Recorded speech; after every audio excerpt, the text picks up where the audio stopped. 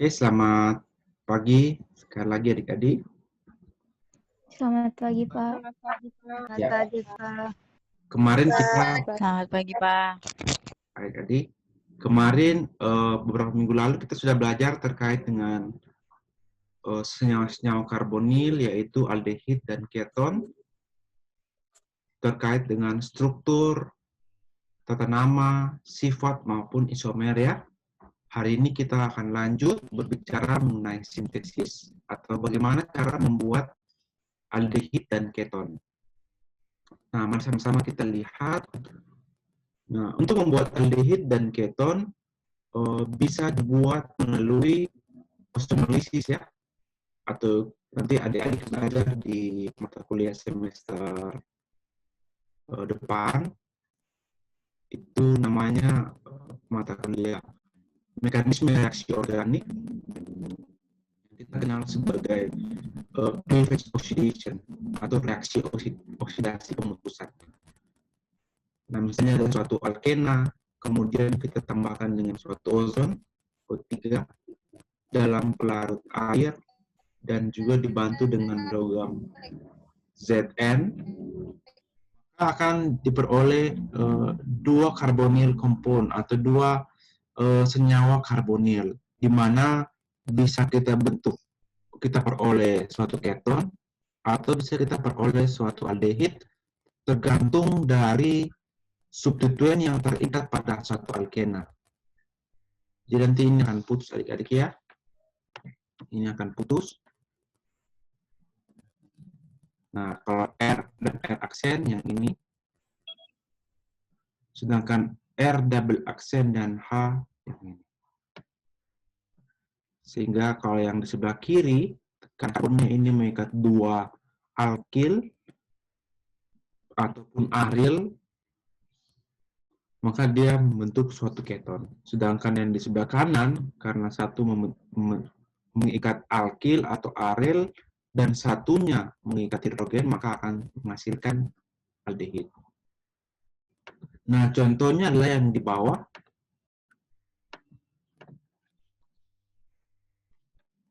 Di bawah ini merupakan contoh proses sintesis suatu keton ya. Jadi nanti contohnya 26-dimetil 2-oktena. Nanti ketika ditambahkan dengan ozon dalam pelarut air dan Zn, maka akan terjadi cleavage oxidation. Pemutusannya di sini adik-adik. Nah, makanya ini kita hitung jumlah karbonnya 1, 2, 3. Yang di sebelah kiri ini adalah yang ini, yang kita sebut sebagai aseton. Ini kita hitungnya 1, 2, 3. Sedangkan yang di sebelah kanan ini misalnya kita berikan warna biru. Karbonnya 1, 2, 3, 4, 5, 6, 7 ya. Nah ini sebelah kanan. 1, 2, 3, 4, 5, 6, 7. 2, 4, 6, 7. Sama ya? Kiri kanan semua sama. Oke, kita lanjut. Nah, jadi prosesnya adalah alken terikat dulu dengan ozon, membentuk senyawa antara yang kita kenal sebagai ozonit. Kemudian ozonit bereaksi dengan air sehingga akan menghasilkan dua senyawa ya. Ini Pak, ada berikan warna ini, ada karbon yang berwarna biru, ada karbon yang tidak berwarna, kemudian ada oksigen yang berwarna merah. Ini oksigen. Jadi nanti ada karbon yang berwarna biru, ikut satu oksigen, karbon yang berwarna merah, karbon yang tidak berwarna, mengikat oksigen juga, dan akan menghasilkan residunya yaitu hidrogen peroksida ya, atau asam peroksida. Nah ini contohnya, contoh reaksinya. Ini merupakan mekanisme. Jadi dalam sintesis ataupun dalam kimia organik, biasanya kan kalau di SMA kita hanya tahu misalnya persamaan reaksi, misalnya A ditambahkan dengan B menjadi C dan D. Tetapi kalau di tingkat perkuliahan, kita ada kenal dengan istilah yang baru, yaitu mekanisme reaksi. Nah, apa itu mekanisme reaksi? Nah, mekanisme reaksi adalah kemungkinan-kemungkinan yang terjadi dalam proses sintesis. Tentunya dengan mengikuti kaidah-kaidah yang ada dalam organik. Misalnya gini, ketika adik-adik pengen mandi kan, ketika masuk ke dalam kamar mandi, sebelum masuk, adik-adik mungkin kotor ya. Tetapi setelah keluar kamar mandi, adik-adik itu bersih. Nah, itu kita kenal sebagai, contohnya itu contoh reaksi, persamaan reaksi. Tetapi dalam kamar mandi, apakah adik-adik ambil gayung, ambil air pakai gayung, sikat gigi duluan, buka baju, ataupun gosok sabun, nah itu dalam proses itu kan biasanya kan tidak dipelajari di SMA. Nah, inilah yang dipelajari di organik sekarang ini. Jadi itulah yang kita kenal sebagai mekanisme. Biasanya kan kita cuma tahu kira-kira ini alken ditambahkan dengan ozon, pakai warna kotak aja ya. Alken ditambahkan dengan ozon, maka akan menghasilkan suatu aldehid dan keton misalnya. Tetapi kita tidak pernah tahu apakah dalam proses pencampuran reaksi ataupun proses pencampuran senyawa itu kira-kira apa yang berinteraksi. Karbon mana yang putus, karbon mana yang membentuk ikatan, begitu. Membentuk dan memutuskan ikatan. Kemudian elektron mengalir kemana. Sama halnya juga seperti tadi yang Pak analogikan seperti mandi. Misalnya kita tahu saja, itu waktu kondisi kita masih kotor, kemudian masuk dalam kamar mandi, akhirnya kita jadi bersih. Tapi prosesnya dalam apakah kita buka baju dulu, apakah langsung ambil gayung siram ke badan tanpa buka baju, kemudian sikat gigi kah, atau bagaimana, dan sebagainya. Itu dalam proses inilah yang nanti kita akan pelajari secara mendetail. Kalau boleh tahu, apakah mekanisme reaksi sudah diperkenalkan oleh Ibu Helti?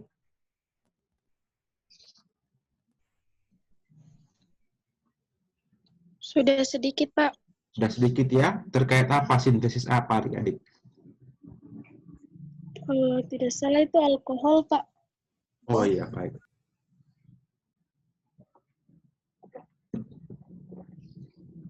Pak mau izin minum ya? Soalnya Pak hari ini masih badan kurang sehat. Oke, kita lanjut. Nah, jadi mekanismenya seperti apa? Jadi suatu alkena terikat dengan ozon. Jadi biasanya juga itu ada arah panah ya. Jadi panah itu seperti ini, ada arah panah. Pak perkenalkan dulu ya. Ada arah panah yang lurus seperti ini. Ini biasanya kita sering melihat. Nah, apa maksudnya arah panah lurus ini? Arah panah lurus ini itu bermakna menjadi. Kalau di kimia ya, kita selalu tahunya ini menjadi. Contohnya tadi seperti yang di sebelumnya. Misalnya alkena direaksikan dengan ozon dan air dengan menggunakan logam Zn menjadi. Ini maknanya adalah menjadi. Kemudian ada arah panah seperti ini. Dia melengkung. Kemudian ada dua kayaknya ya. Seperti ini. Tetapi ada juga yang kayaknya cuma satu kayak gini. Nah, apa ini maksudnya? Kalau yang dua kayaknya seperti ini kita kenal ada mengalirnya dua elektron. Sedangkan kok satu kail seperti ini kita kenal sebagai ada mengalir satu elektron. Jadi mengalirnya elektron itu kadang-kala ada yang pembentukan dan ada juga yang pemutusan. Nah, contohnya seperti ini. Nah, di sini kan tiba-tiba dia langsung terikat kan, tapi adik tidak tahu bagaimana prosesnya. Jadi prosesnya ini di alken ini ada double bond atau ikatan rangkap. Di mana ikatan rangkap itu ada ikatan pi. Nah, ikatan pi itu merupakan ikatan yang mudah putus. Dan ikatan pi juga bisa bersifat sebagai penyedia elektron. Nanti ada yang kita kenal sebagai nukleofilik dan ada namanya istilahnya elektrofilik. Ya, nukleofilik dan juga ada namanya kita kenal sebagai elektrofilik. Apa maksudnya nukleofilik? Nukleofilik ini terdiri dari dua akar kata, yaitu nukleo dan filik. Nukleo itu artinya inti, ini ya.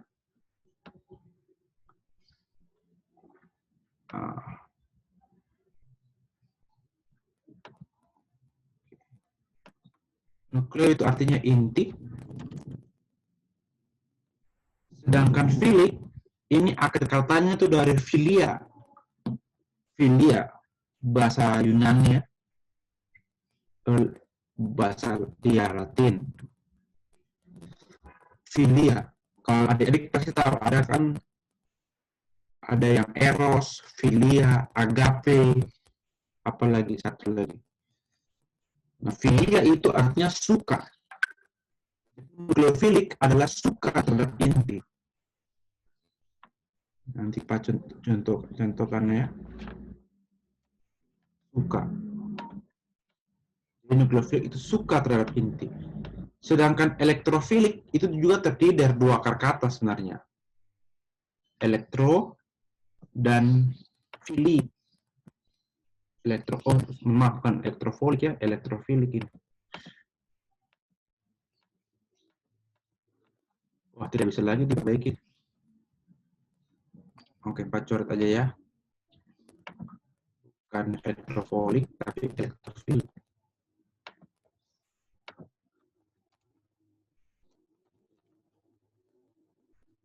Elektrofilik itu terdiri dari dua kata, yaitu elektro dan filik. Elektron, yaitu elektronnya ya.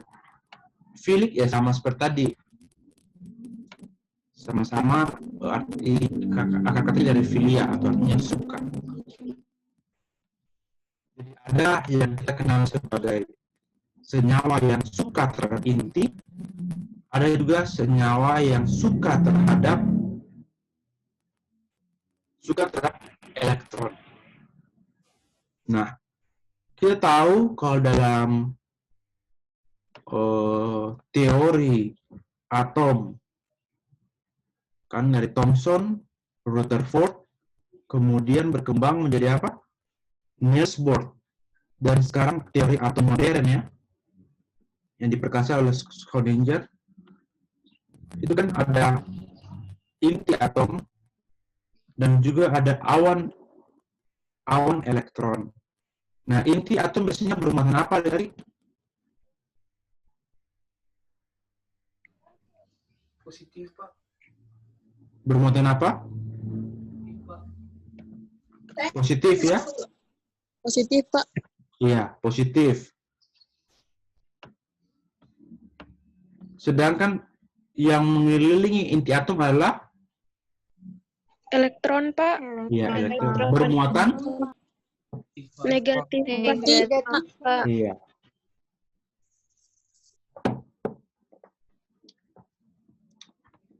Baik. Jadi ada yang suka terhadap inti, yaitu berarti suka terhadap yang lebih positif. Pak, mohon izin dulu sebentar, Maaf, Adik, Pak, Pak. suara Pak kurang tidak kedengaran, Pak. Oke, tunggu sebentar ya, Pak. Coba cas laptop dulu adik-adik ya. Baik, Pak. Baik, Pak.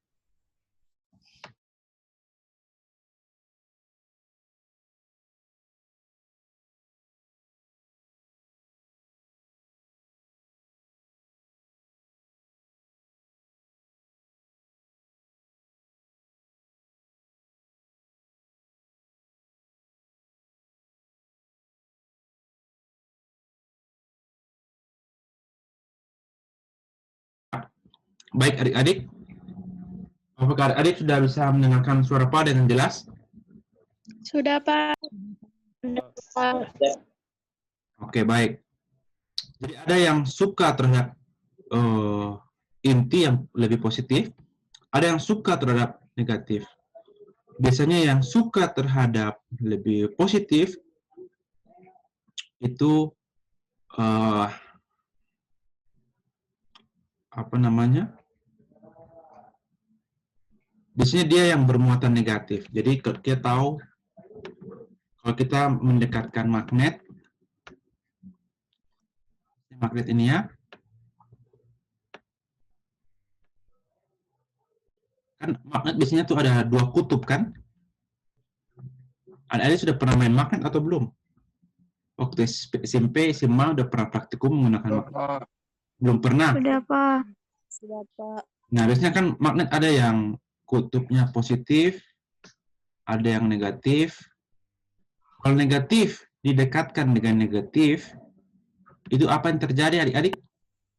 Tolak menolak, Pak. Menolak, Pak. Menolak ya. Ini akan terjadi tolak menolak. Kalau misalnya kita kasih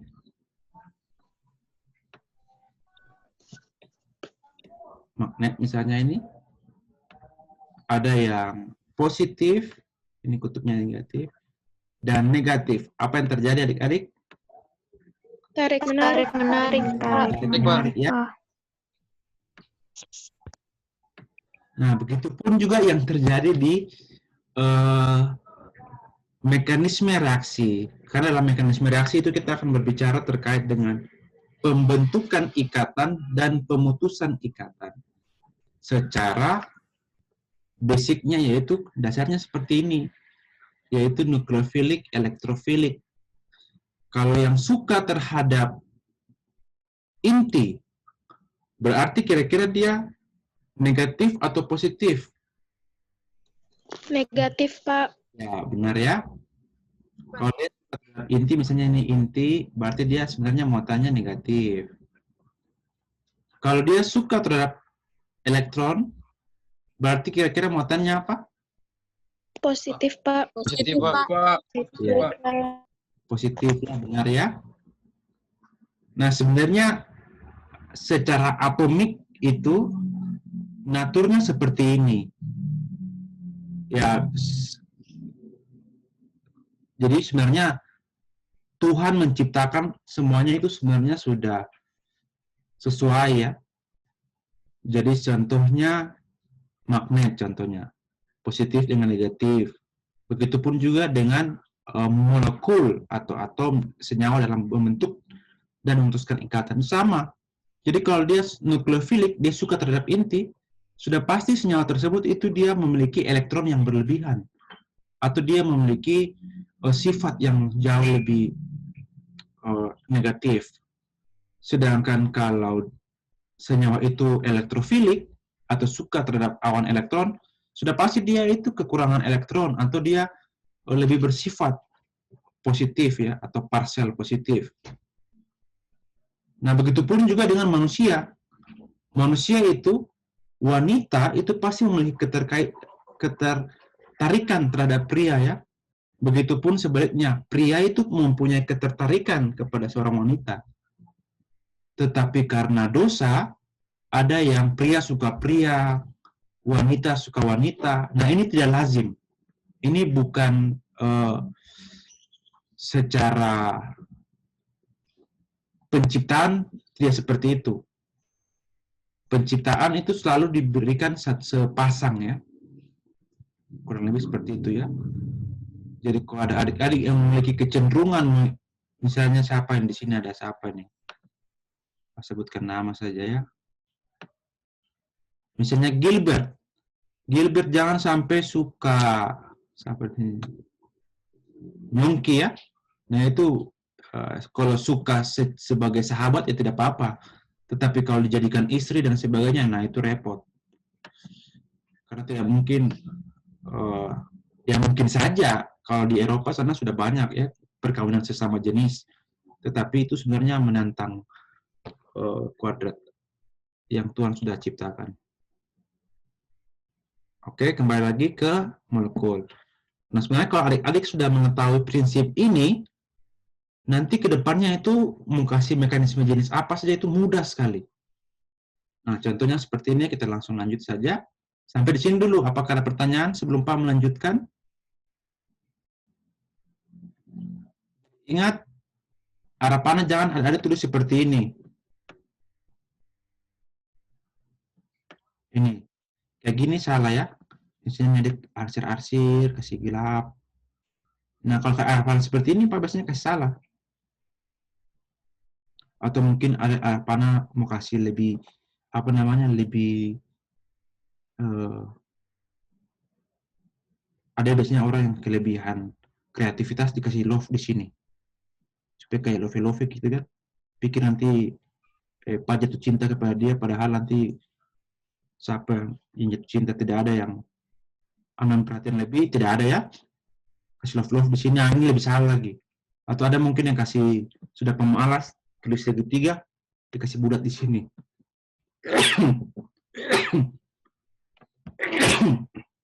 Ini jauh lebih salah lagi.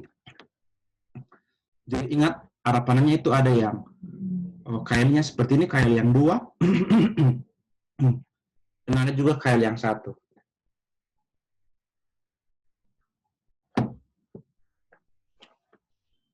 Oke, sampai sini Erik, apakah ada pertanyaan?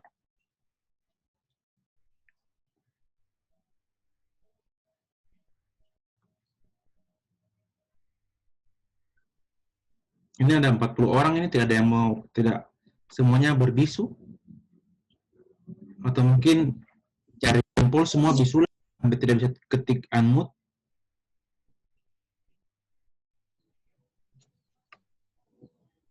Atau kemungkinan yang lain, nyalakan Zoom kemudian pergi entah kemana. Apakah ada pertanyaan adik-adik? Tidak ada, Pak. Tidak ada, Pak. Ada, Pak. Tidak ada, Pak. Tidak ada ya? Nah, baik kalau gitu Pak akan kasih hapus dulu. Nah, contohnya seperti ini. Ada ozon, ada O yang kecenderungan. Ini ada O parsial positif, ada O yang parsial negatif. Kalau ini mengalami resonansi, maka ikatan di sini, saya pindah ke sini. Sehingga ini jauh lebih parsial positif. Nah, ketika ini parsial positif, seperti tadi Pak sampaikan di sini ada penyedia elektron, maka O ini akan berikatan, ikatan Pi akan berikatan dengan O.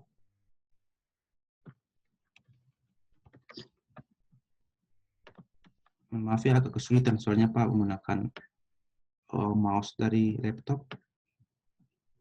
Nah, ini maksudnya apa? Jadi kan kita ingat lagi teori ikatan kovalen.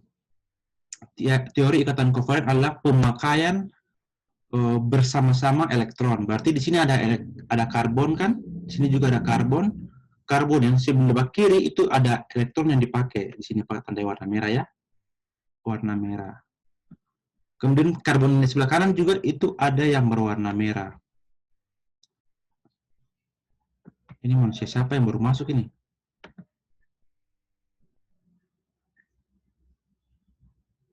Oke.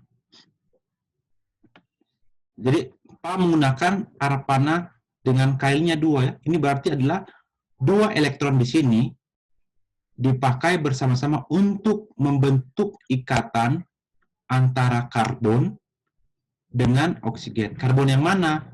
Karbon yang di kecenderungannya itu lebih sama saja ya. Mau sebelah kiri, sebelah kanan sebenarnya sama saja. Karena posisinya ini kan dia simetris sebenarnya. Oke, kemudian ini akan terputus ke sini. Makanya di sini ada garis putus-putus, maksudnya, dan juga di sini putus-putus, itu artinya keadaan transisi ya. Keadaan transisinya maksudnya apa? Ada pemutusan ikatan pi, kemudian pembentukan ikatan antara oksigen, dan secara serentak nanti elektron yang di sini akan terikat dengan di karbon di sini. Jadi secara spesifiknya seperti ini tadi. Ini ada ikatan pi, kemudian ada oksigen, ini gambar lebih besar ya.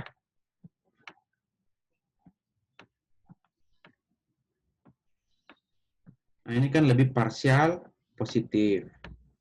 Ini lebih parsial negatif. Ketika elektron di sini dipakai untuk menyerang di sini, oksigen itu stabil mengikat 2 ikatan. Jadi kalau dia membentuk ikatan baru berarti sudah 3 ikatan kan? Otomatis satu harus putus. Yang putus adalah ikatan pi antara oksigen-oksigen ini. Misalnya Pak berikan number, ini oksigen 1, oksigen 2, oksigen 3, maka ini akan putus. Secara serentak ya, ini putus ke 2 dan 3, kemungkinan ya. Nah, kemudian dia akan terikat seperti ini.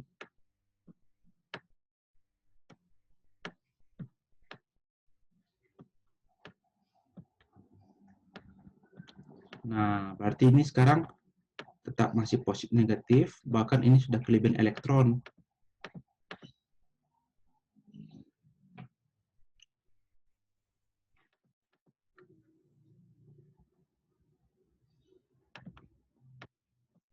Makanya nanti dia akan serentak adik-adik ya.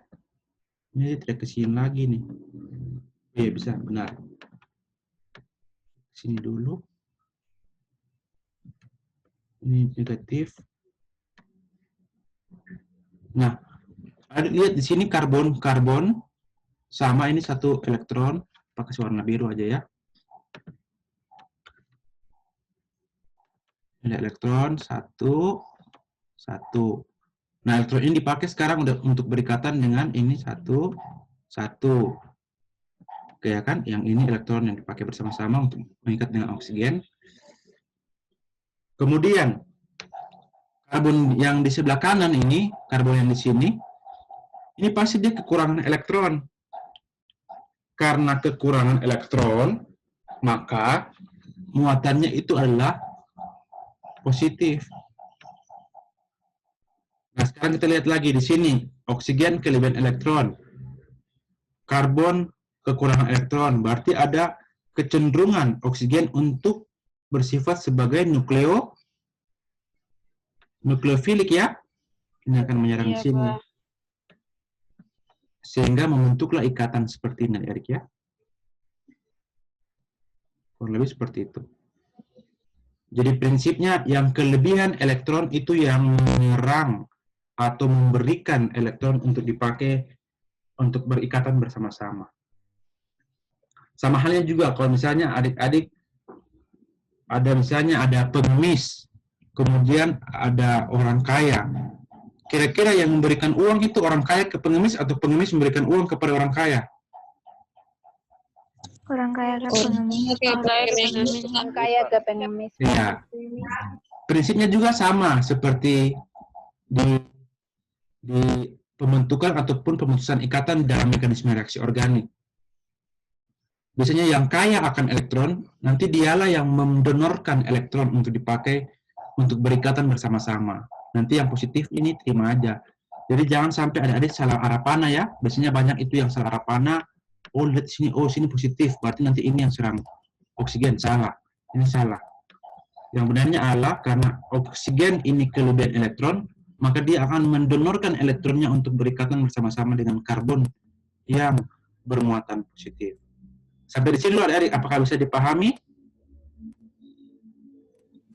Bisa, Pak. Bisa, Pak. Oke.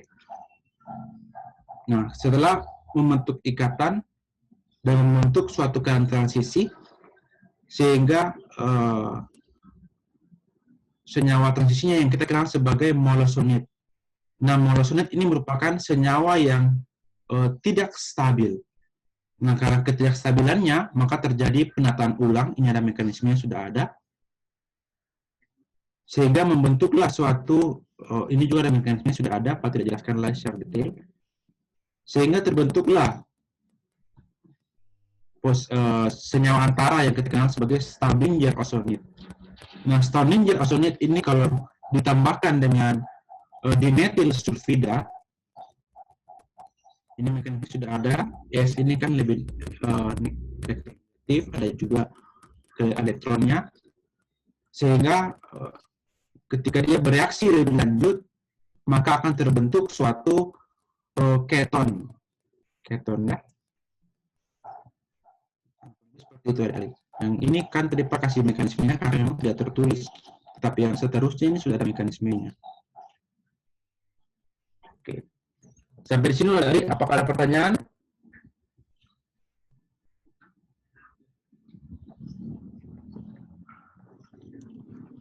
Kita lihat lagi contoh-contoh yang lain ya. Ozonolisis ini nanti kita akan pelajari lebih detail di mekanisme reaksi organik atau di semester depan ya, untuk yang kurikulum KKNI.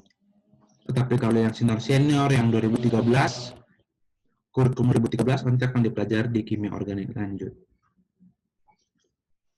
Oke, baik adik-adik, bisa dipahami?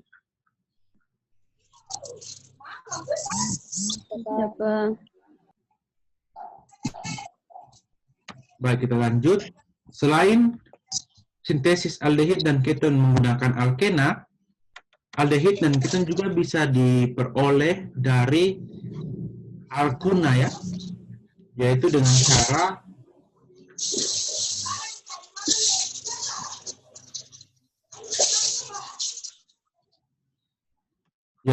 cara alkuna ditambahkan air dalam kondisi asam menggunakan asam sulfat dan menggunakan merkuri sulfat, sehingga nanti menghasilkan suatu keton.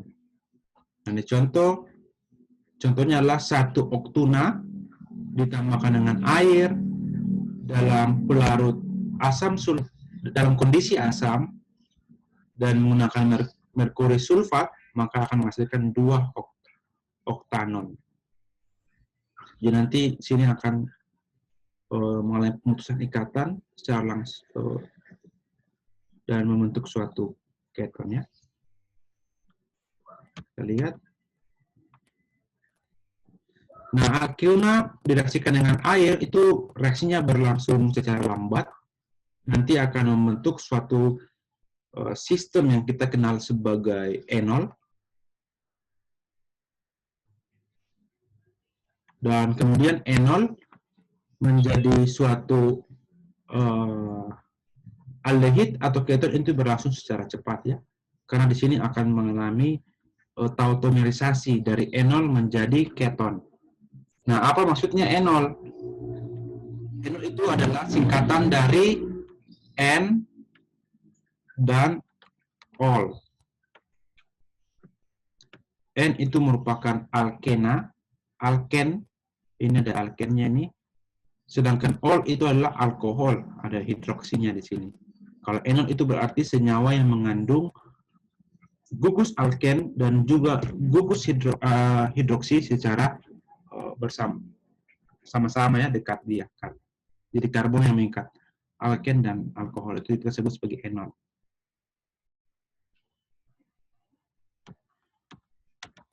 Nah, kurang lebih ini tahapnya adik, mekanismenya.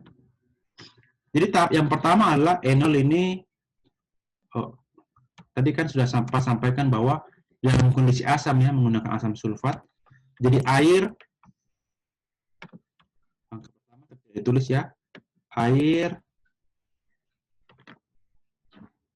di sini aja ya.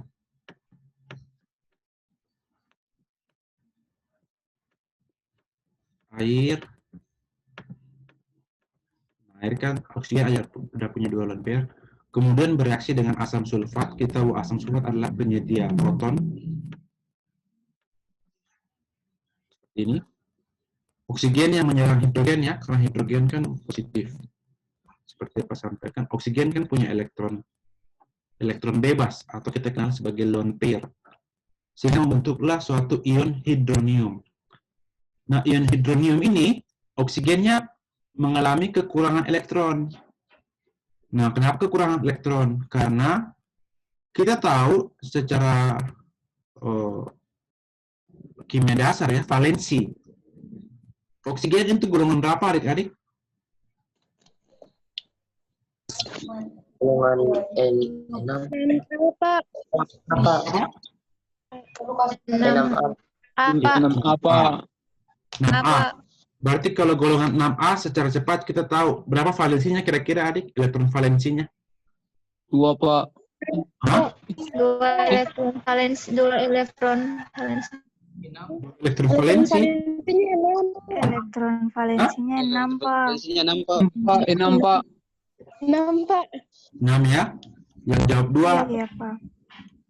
Yang jawab 2 tolong belajar baik-baik adik-adik ya. Elektron valensinya 6. Karena oksigen sendiri itu kalau tidak salah dia nomor atomnya 8 ya. 8 Iya, Pak. berarti 2, 6. Berarti elektron valensinya 6. Otomatis oksigen di alam itu dia mempunyai 6 elektron ya. Nah, mari sama-sama kita lihat di sini. Ini ada satu pasang ikatan elektron bebas, berarti 2 ya. 1 dia pakai untuk berikatan bersama-sama dengan hidrogen. Di sini Pak tandai. Kemudian 1 dia berikatan juga dengan hidrogen yang lain. 1 dia berikatan dengan hidrogen yang lain ya. Berarti ada berapa elektron ada elektronnya ada berapa? Ada 5, Pak.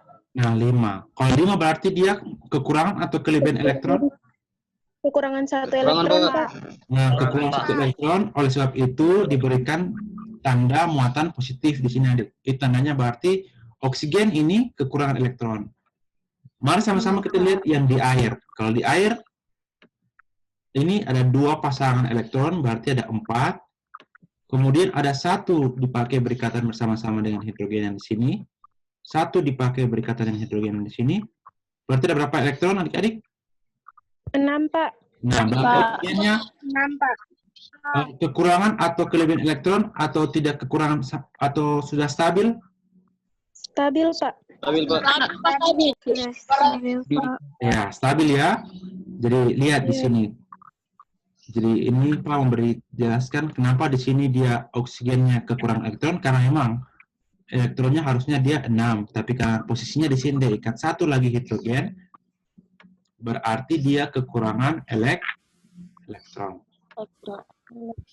Nah, karena oksigen pada ion hidronium ini tidak stabil, mohon maaf siapa yang curhat ini ya? Oke, ion hidronium ini oksigennya tidak stabil, oleh sebab itu harus dilakukan deprotonasi atau pemutusan ikatan hidrogen supaya oksigen ini stabil lagi ya, dengan cara bagaimana kita tahu bahwa enol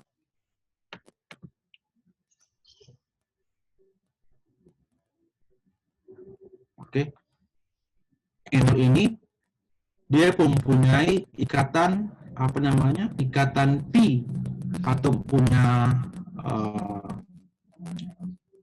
gugus fungsi alkena ya. Tadi seperti Pak sampaikan di awal bahwa alkuna itu juga sebagai penyedia elektron karena ikatan pi itu dia mudah putus. Nah, jadi seperti ini adik-adik ya.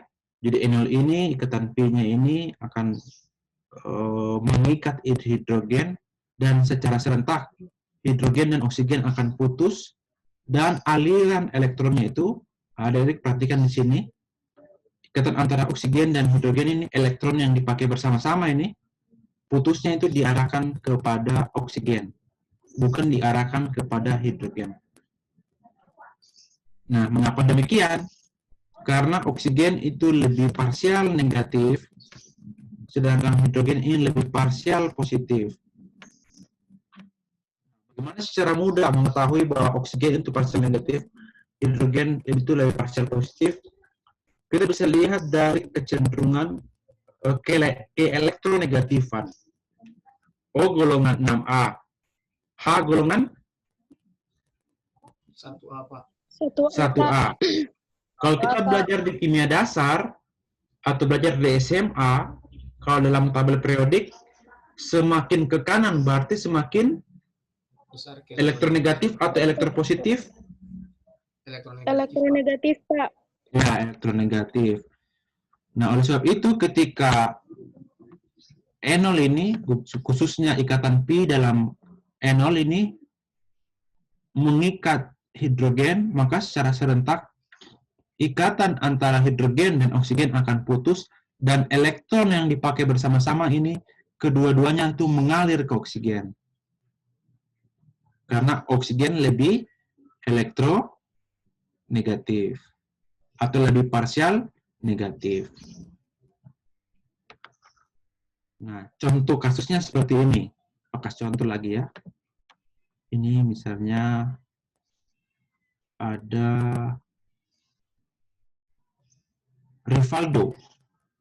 Rivaldo kemudian dia pacaran dengan Agnes ya, contoh. Ini contoh ya. Jangan sampai Rivaldo habis ini langsung tembak Agnes. Contoh saja ya. Nah, Rivaldo ini contohnya, ini oksigen, ini Rivaldo. H ini Agnes contohnya. Terus tadi orang siapa lagi di sini? Oh iya, ini langsung saja ya, Martin. Ini contoh Martin ya. Martin ini kakak tingkat ini. Rivaldo dengan Agnes ini, mereka berdua ini sudah saling mencintai ya. Contoh ya. Ini Rivaldo Agnes. Ini kan untuk ikatan ini. Contohnya ikatan, ya ikatan, contohnya pacaran saja lah ya. Kalian kan bukan kecil lagi. Contohnya Rivaldo dan Agnes ini saling mencintai. Kemudian mereka sudah pacaran dari semester 1 saat ospek. Sekarang sudah semester berapa? Semester 3 ya? Semester 2 ya? Ya, Pak. Semester 3, Pak. Semester 3, oke. Tiga, Pak. Ya, Rivaldo dan Agnes sudah saling mencintai. Sedangkan Martin ini kakak tingkat, anggota himpunan. Martin ini juga jatuh cinta terhadap Agnes. Yang terjadi adalah Rivaldo dan Agnes ini mereka selalu bakalai. Masalahnya bakalai karena masalah, contohnya mereka kredit motor. Karena Rivaldo dan Agnes ini dari awal pacaran mereka sudah bilang apa namanya, nanti kalau ke kampus itu mau naik motor saya saya mau naik angkot. Akhirnya dua ini cicil motor ya, cicil motor bekas. Motor ini tuh harga 7 juta misalnya. Kemudian Rivaldo punya uang ini 6 juta, Agnes punya uang ini 1 juta. Karena sudah pandemi kan orang tidak ke kampus lagi. Sedangkan motor ini harus dibayar terus cicilannya. Sampai harganya mungkin harga motor 10 juta ya, berarti masih ada kurang 3 juta lagi. Nah, ini bekalai terus. Kemudian ada Martin ini yang dari dulu suka taruh hati buat Agnes. Nah, akhirnya Martin dan Agnes berpacaran, membentuk ikatan yang baru. Ada Martin yang menawarkan sesuatu kepada Agnes, membentuk ikatan. Kemudian siapa tadi, Rivaldo ya. Rivaldo dan Agnes ini putus. Nah, yang menjadi pertanyaan, kira-kira itu motor ke Agnes atau ke Rivaldo, adik-adik? Ke Rivaldo, Pak. Iya, karena Rivaldo punya uang jauh lebih besar. Lebih banyak uang Rivaldo dibandingkan Agnes. Iya, Ya, Pak. kecuali Agnes yang STNK dengan surat tanda milik. Nah, itu yang dulu itu Rivaldo ya. Tapi tidak seperti itu. Ini Pak cuma berikan contoh saja ya, supaya adik-adik bisa apa namanya, mengerti lebih cepat. Pak berharap adik-adik bisa mengikuti ya pola-pola pikirnya seperti itu ya. Nah, begitupun juga secara molekul kurang lebih seperti itu adik-adik ya. Jadi ketika enol ini ada ikatan P ini ada elektron yang dipakai untuk berikatan dengan hidrogen. Secara serentak hidrogen akan putus dengan oksigen, dan elektron yang dipakai bersama-sama ini mengalir kepada oksigen, karena oksigen jauh lebih elektronegatif. Sampai di sini dulu adik-adik bisa dipahami sebelum Pak melanjutkan yang lain-lain ini? Bisa, Pak. Bisa ya? Bisa, Pak. Nah, Bisa, Pak. kalau adik sudah dapat alur pola pikirnya seperti ini, adik-adik cuma dengan soal saja, tidak perlu lihat lagi, bisa dijawab ya. Nah, oke, kita lanjut. Nah, sehingga kembali membentuk water atau air dan karbokation. Nah, karbokation juga ini terdiri dari dua akar kata, yaitu karbon dan kation. Berarti karbon, kation. Kation kita tahu secara bersama-sama itu pasti positif. Ada kation, anion, kalau kita belajar secara fisika. Jadi, maksudnya apa? Karbon yang bermuatan positif. Itu karbokation. Ini ya, karbokation. Nah, karena dia bermuatan positif, itu sudah pasti bahwa karbon ini kekurangan elektron ya. Iya, Pak. Ya, Pak.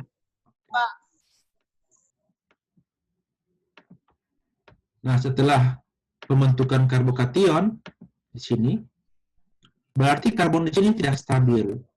Nah, bagaimana caranya membuat karbon ini stabil? Yaitu dengan cara air yang tadi ini, dia akan mengambil hidrogen. Tetapi lihat hidrogennya itu hidrogen yang ada di oksigen.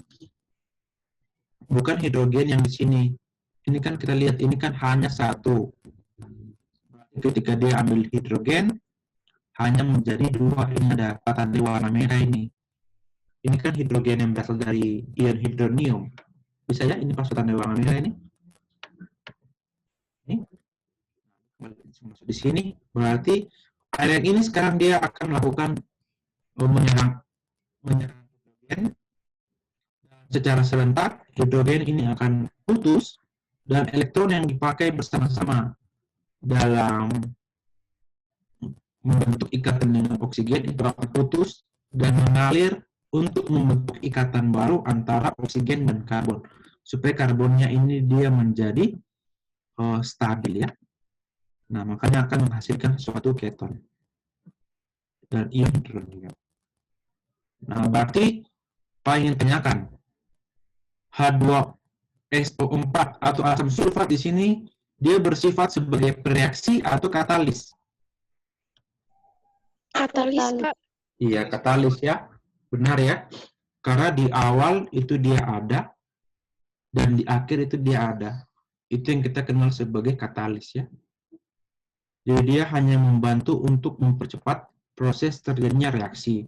Tetapi dia tidak ikut dalam produk ya.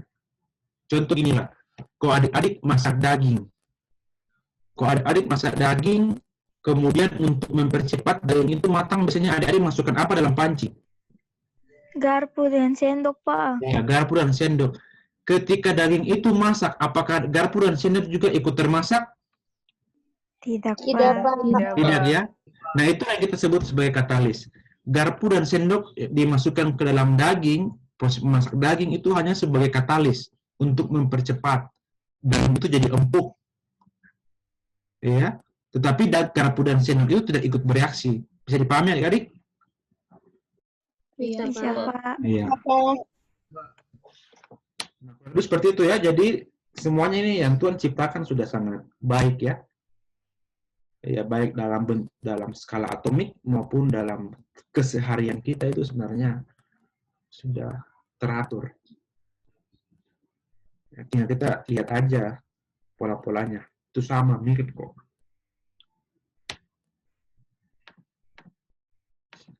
Oke, sekarang kita lihat. Nah, ini kan maksudnya alkuna. Nah, bagaimana alkuna menjadi enol? Kalau tadi ini kan mekanismenya langsung dari enol menjadi asam kan? Nah, jadi kalau alkuna berinteraksi dengan air itu secara slow, karena begini ya mekanismenya adik ya. Misalnya ada suatu alkuna,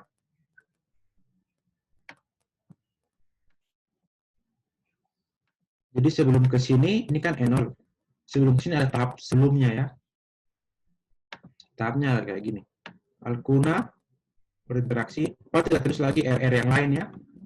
Pak, ya, karena itu tidak perlu disoroti karena RR ini tidak berikut bereaksi dalam proses mekanisme air.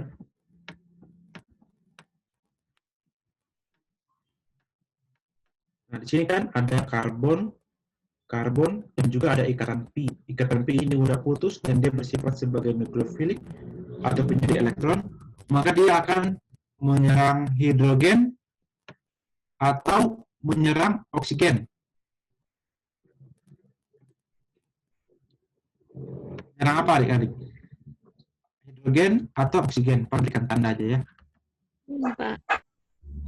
Warna biru supaya beda. Yang warna biru atau warna merah?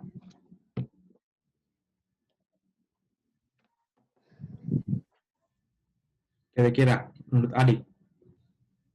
Kalau misalnya ini dia ada penyedot elektron, kemudian dia berikatan dengan hidrogen atau berikatan dengan oksigen.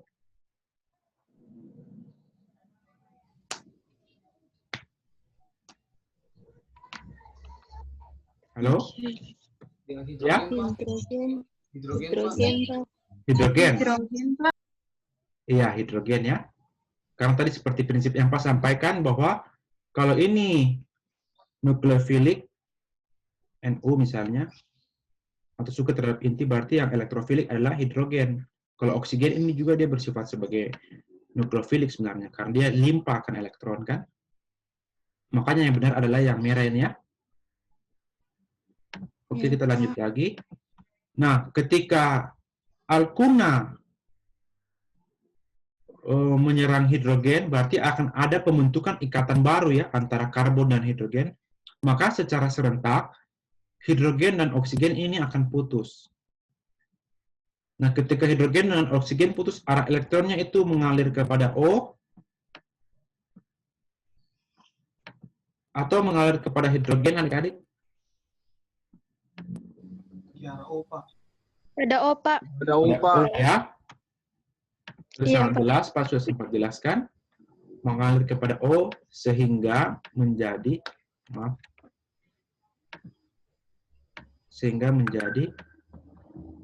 C double bond C, kemudian ini ini ikat hidrogen ya, tulis aja lah ya biar ada tidak bingung. Ini R aksen, ini R aksen,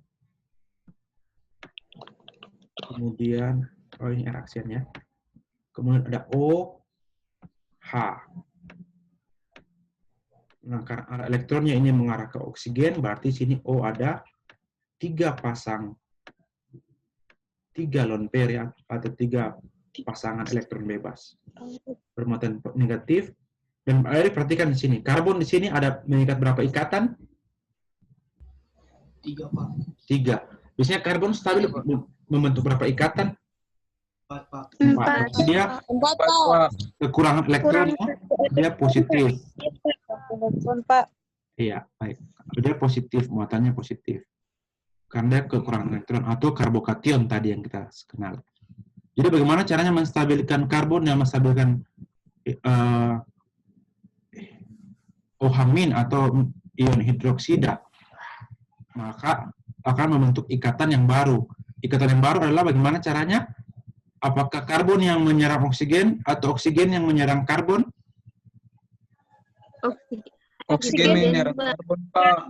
Pak. Ya, oksigen yang menyerang karbon ya, karena oksigen jauh lebih elektronegatif.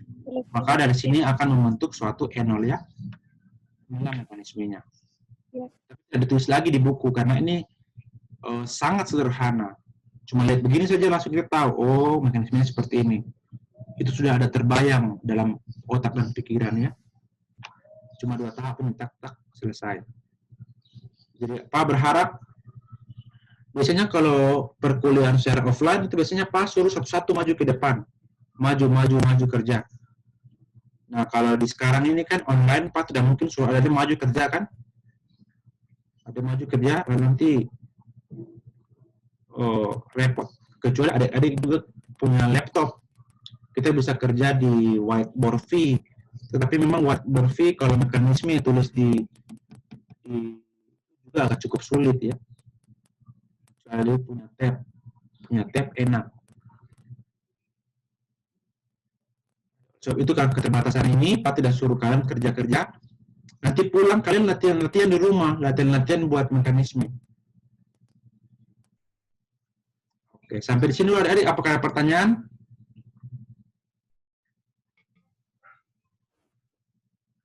Halo, apakah ada pertanyaan adik-adik? Tidak ada, Pak. Tidak ada. Baik, kalau tidak ada pertanyaan, kita akan lanjutkan.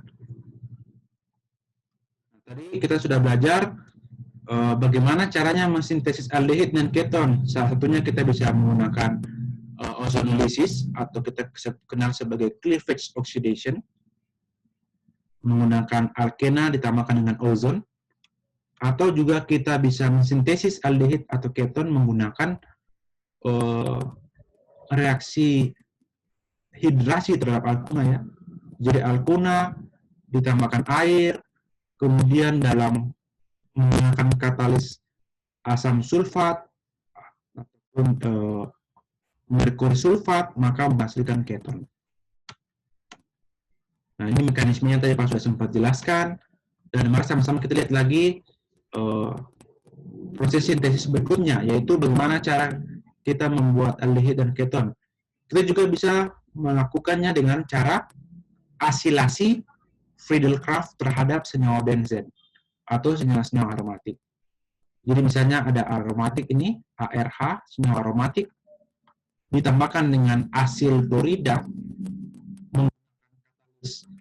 aluminium triklorida, AlCl3, maka akan menghasilkan suatu keton dan juga suatu asam klorida. Atau kita juga bisa mereaksikan misalnya senyawa-senyawa aromatik, entah itu benzen dan sebagainya, dengan suatu asam asetat anhidrit dengan menggunakan katalis aluminium triklorida, maka juga kita akan memperoleh suatu keton dan juga suatu asam karboksila. Nah, contohnya adalah yang kita bisa lihat, contohnya ini anisol ya. Anisol direaksikan dengan asam asetat anhidrit menggunakan katalis AlCl3, maka nanti akan kita peroleh senyawa parametoksi asetofenon. Nah, ini mekanisme nanti kita akan pelajari lebih lanjut di senyawa aromatik. Kalau boleh tahu senyawa aromatik, apakah Ibu Hel sudah ajar adik-adik atau belum? Belum, Pak. Belum? Belum? Halo, ini Pak bicara dengan manusia atau? Pak. Belum. Oke, nanti Pak akan ajar ya. Nah, ini juga ada contohnya lain, misalnya kita lihat ada senyawa benzen, kita reaksikan dengan senyawa propanoil klorida menggunakan katalis AlCl3, bahkan ini juga melakukan perlakuan khusus, suhunya 40 derajat Celcius, dan juga menggunakan karbon disulfida, maka akan menghasilkan suatu senyawa keton juga ini, senyawa keton sebenarnya, yaitu senyawa 1-fenil 1-propanon, dan juga asam klorida.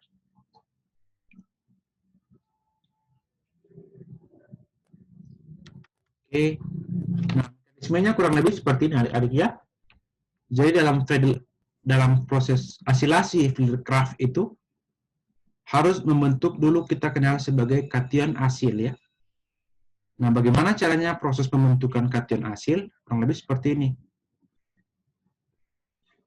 Jadi misalnya ada karbon-karbonil, ini kan karbon-karbonil. Kemudian kita tahu bahwa klor ini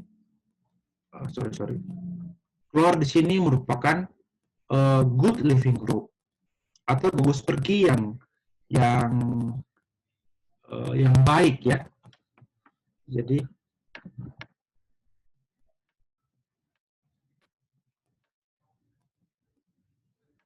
Cl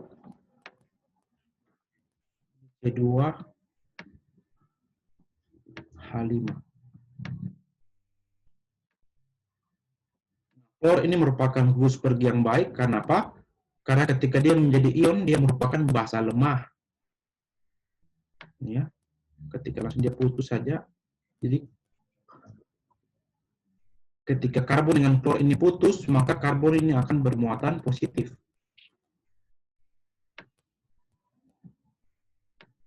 Sehingga ketika karbon bermuatan positif, oksigen mempunyai lone pair atau pasangan elektron bebas. Jadi ketika karbonnya positif, oksigen punya kelimpahan elektron, maka elektron yang ada pada oksigen ini bisa dipakai bersama-sama membentuk ikatan baru antara karbon dan oksigen, sehingga kurang lebih seperti ini adik-adik ya, akan membentuk senyawa C2H5 C rangkap 3 O+. Nah, ini jauh lebih stabil ya. Ini mengalami resonansi. Oke. Nah, ini kurang lebih seperti ini adik-adik.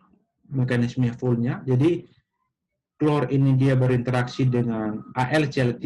Kita tahu bahwa AlCl3 ini merupakan suatu katalis aluminium klorida. Contohnya tadi yang kita sudah lihat propanoil klorida.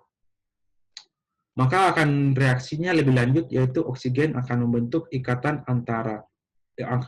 baru antara oksigen dan karbon, dan klor ini akan putus, maka akan terbentuklah suatu kation propanoil. Sampai di sini dulu adik-adik, apakah bisa dipahami sebelum Pak melanjutkan?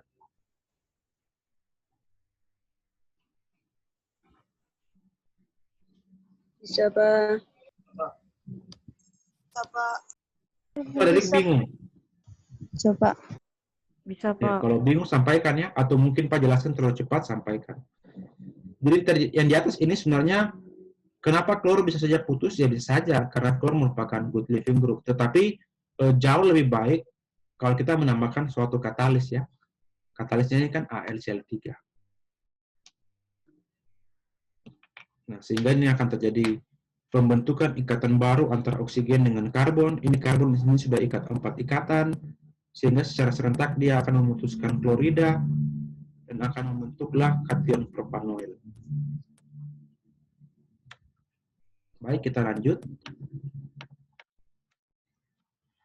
Nah, ketika membentuk karbon propanoil, kation propanoil, maka senyawa aromatik ini, kita tahu bahwa senyawa aromatik ini ada alken yang terkonjugasi.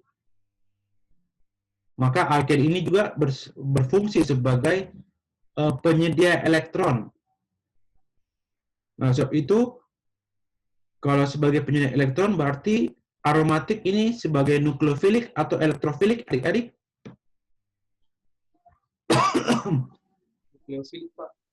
Apa? Nukleofil. Ya, nukleofilik ya. Karena dia bersifat sebagai nukleofilik, dia akan suka terhadap intinya adalah karbon. Biasanya pusat atom itu adalah karbon ya. Karbon. Dan secara serentak, ini karbon kan kita sudah lihat. Karbon ini sudah 4 ikatan kan. Kalau dia mengikat lagi ikatan dengan karbon, berarti karbon sudah 5 ikatan. Makanya secara serentak, ikatan antara karbon dan oksigen itu akan putus. Dan elektron yang dipakai bersama-sama sini akan mengalir kepada oksigen. Karena sudah sangat jelas, karbon golongan 4A, oksigen golongan 6A, oksigen jauh lebih elektronegatif jika dibandingkan karbon. Bisa dipahami adik-adik? Bisa, Pak. Bisa. Baik, adik. Nah, inilah prosesnya itu berlangsung secara lambat, dan hasil yang diperoleh itu adalah senyawa antara yang kita kenal sebagai sikloheksanadiol. Dienil ya. Kation sikloheksanadienil. Nah, kation sikloheksanadienil ini dia sebenarnya tidak stabil. Nah, bagaimana caranya menstabilkannya? Yaitu dengan cara deprotonasi. Ya, deprotonasinya dengan menggunakan apa? Nah, klor yang tadi ini yang berikatan dengan katalis, dia mempunyai kecenderungan untuk putus lagi dengan katalis karena seperti tadi Pak sampaikan, klor itu merupakan good living group atau gugus pergi yang baik. Dan ketika dia putus dengan katalis aluminium klorida, maka dia akan secara serentak juga akan mengikat atau menyerang hidrogen, dan ikatan antara hidrogen dan karbon ini akan putus, dan elektron yang dipakai bersama-sama antara karbon dan hidrogen ini akan membentuk ikatan baru antara karbon dan karbon, karena karbon di sini kurang stabil. Dia hanya mengikat 3 ikatan. Ini ada H di sini lagi ya, tapi tidak dituliskan. Nah, sebab itu reaksi ini berlangsung cukup cepat, sehingga membentuklah suatu senyawa yang kita kenal sebagai 1-fenil-1 propanon, dan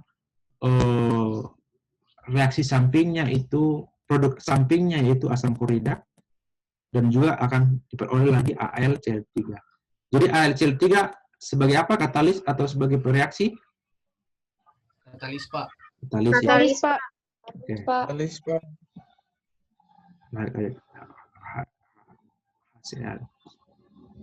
Jadi biasanya kalau proses-proses seperti ini biasanya dikerjakan secara tertutup dan dikerjakan dalam lemari asam. Karena sangat berbahaya ya, ada produk sampingnya itu asam klorida. Ya, bayangkan aja kalau asam klorida adik-adik hirup, itu bisa dalam konsentrasi yang tinggi bisa menyebabkan kematian. Kalau boleh tahu adik-adik sudah pernah praktikum atau belum? Sudah, Pak. Sudah pernah, Satu, Pak. Pernah, Pak. Waktu semester? Semester 1, Pak. Oh iya, semester 1 ya. Jadi kalau bekerja dengan asam klorida ataupun asam-asam yang lain, ya hati-hati karena ini bersifat korosif ya. Bahkan dulu waktu Perang Dunia Kedua, Nazi atau Hitler membunuh kaum Yahudi itu dia gunakan gas klorin ya.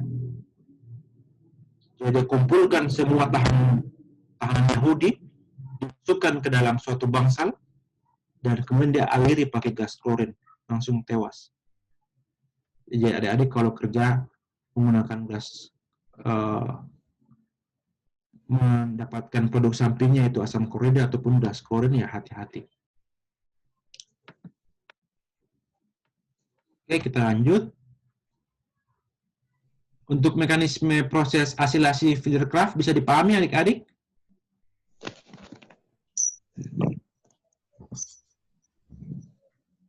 Bisa, Pak. Bisa ya? Oke. Kita lanjut. Tadi ini yang menggunakan, yang tadi di sini kan kita gunakan asil klorida. Bagaimana kalau menggunakan asam asetat anhidrit? Nah, kalau asam asetat anhidrit sebenarnya prinsipnya juga sama. Nanti ini akan, di sini kan juga ada karbon karbonil kan, dia akan putus ini ya. Jadi kalau kita tulis sederhananya seperti ini,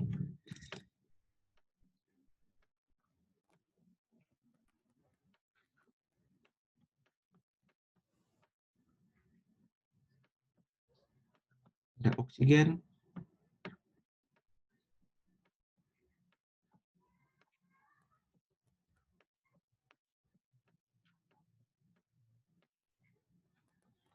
misalnya ada suatu AlCl3 ya.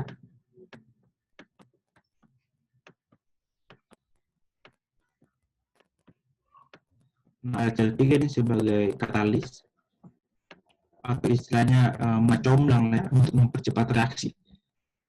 Biasanya kalau pacaran, kalau ada mak jomblang kan biasanya lebih cepat.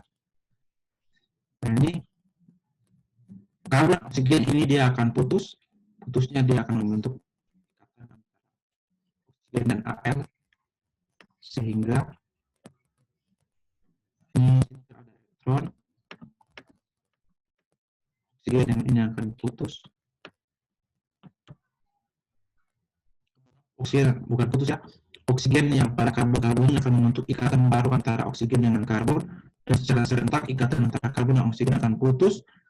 Pak, Elektron yang mohon maaf dipakai, Pak, suara Pak tidak kedengaran Pak. Suara Pak putus-putus. kalau boleh tahu Rivaldo kampungnya di mana, adik? Diseram Pak. Oh iya, pantas ya, diseram, tual, kemarin itu dari sampai saat ini suara putus-putus ya.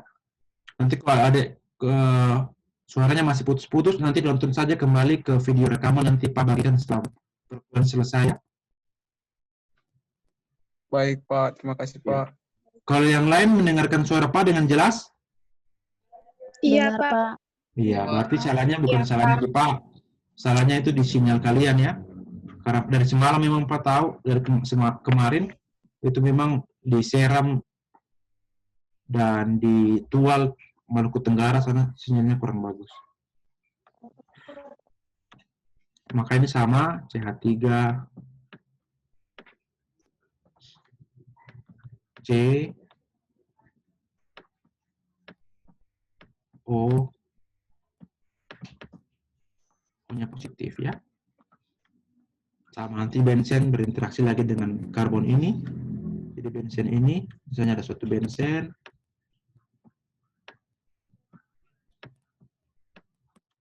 ini adiknya Pak tulisan kurang begitu bagus.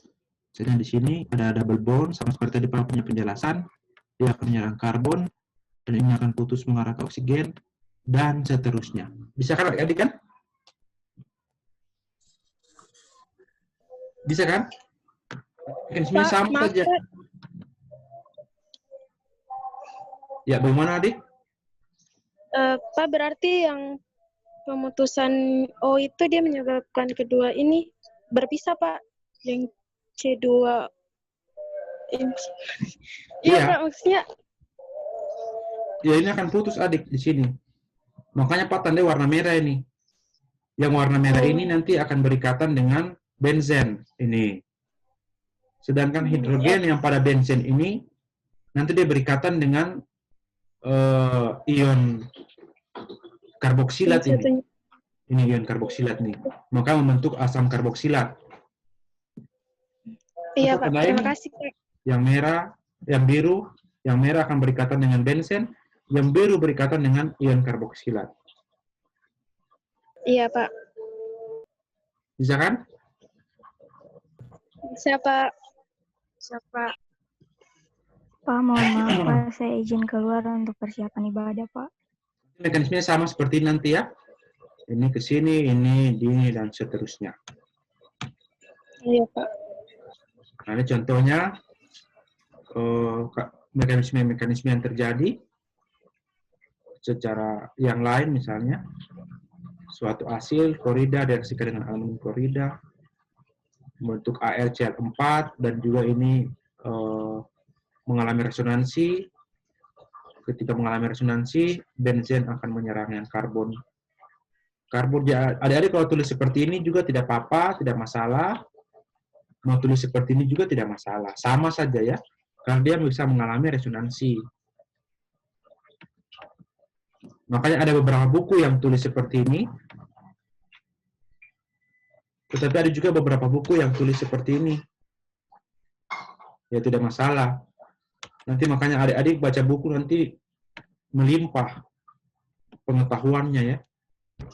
Kalau boleh tahu, e-book Pak sudah kasih ke adik-adik atau belum? Buku elektronik. Belum, Pak. Oke, nanti setelah ini baru Pak kasih buku ya buat adik-adik ya. Biar adik-adik bisa pelajari juga ya. Iya, Pak. Pak, Oke, baik. halo Pak. Ya, adik. Pak, mohon maaf saya izin keluar untuk persiapan ibadah Pak. Oh iya, silakan adik. Ini sekarang sudah jam Terima berapa? kasih Pak. Oh, 11:30. Masih belum ya? Kita kuliah masih ada 1 jam lagi adik-adik ya. Sampai 12:30. Nanti adik nyusul saja ya, ikut ibadah nyusul saja. Nanti minggu depan, mohon maaf, ingatkan Pak lagi, tolong ingatkan kepada ketua angkatan, Pak pikirnya jadwalnya jam 10. Karena memang jadwal yang dikasih oleh Pak itu jam 10. Oke. Baik, kita lanjut. Nah, sekarang kita kuis. Ayo tolong siapkan 1 lembar kertas. Kuis ya. Silakan.